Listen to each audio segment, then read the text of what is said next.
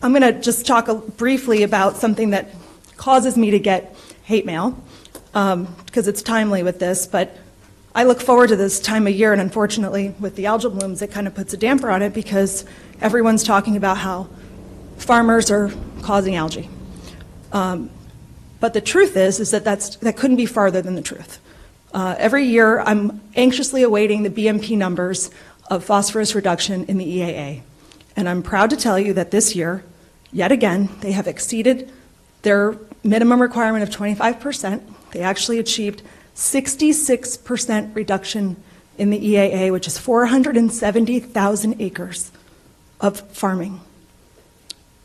This has been going on since 1994 when the Everglades Forever Act was passed, requiring the amount of phosphorus leaving the EAA to be 20% or less, 25% or less in all future years. When measured in actual mass, water year 2018 has prevented 571 metric tons of phosphorus from entering the regional system.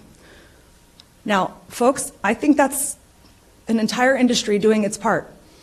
I think they're probably the bigger solution of this entire problem. And when you see the water that comes out of the EAA, that's gone through STAs, that's gone through these farms, that's gone through the BMP process, it's clean. We don't have algal blooms in those areas. There's no nutrification, there's no nutrient loading going on down there.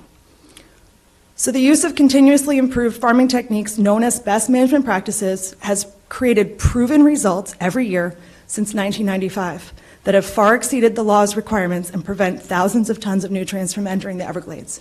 Congratulations to the farmers in the EAA for yet again exceeding the expectation. Thank you to our BMP team here at the district, because I know that they work very closely with these farmers.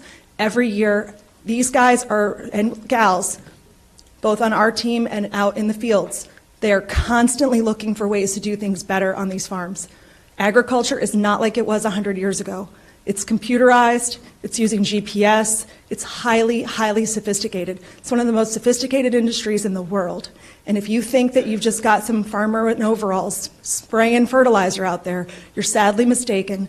These are partners of ours, and they're a valued partner of ours that is helping to clean up all of the Everglades, all of our regional system, and a real partner to us in restoration strategies and restoring the Everglades and helping to clean up South Florida. So I'm sure I'll get some more hate mail over that comment, but I'm very proud to congratulate them yet again.